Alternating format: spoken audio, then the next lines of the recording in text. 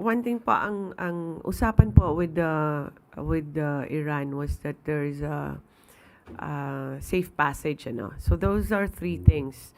It's on the yung mga tao, yung mga goods, tsaka yung vessel. So sa mga I think the Department of Foreign Affairs is already working on making sure that our seafarers will have safe passage there.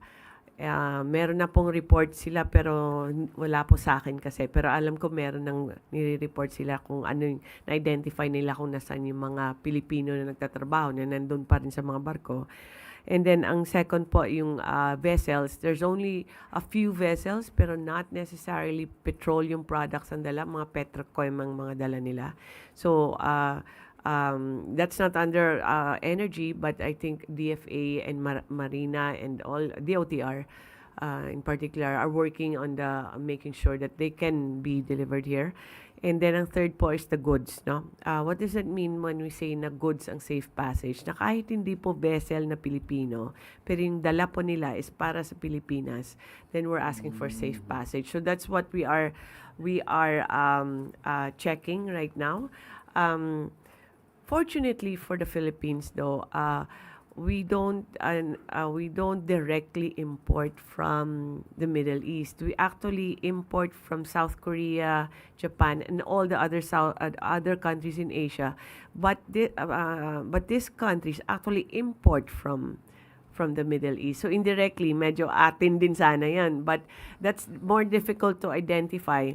Pero meron tayong nag-iisa na refinery, which is Petron Refinery, that has canceled orders also from the Middle East. So that's what we have been checking kung if they are still pursuing that, because if you've heard already, naghanap na lang si Petron ng ibang source niya, which is Russia.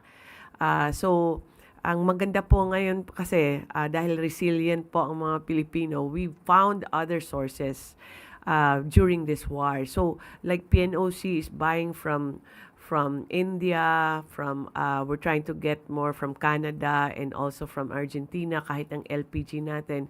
So with or without the Strait of Hormuz, meron tayong pagkukunan, this diversification. That's why I said it's managing our risks.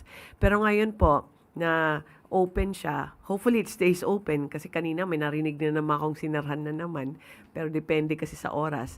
Pero we will take full advantage of that, and if there is access to more goods na pwede pa tayo mag-order through in the Middle East, then we will work with our oil companies and PNOC for that po.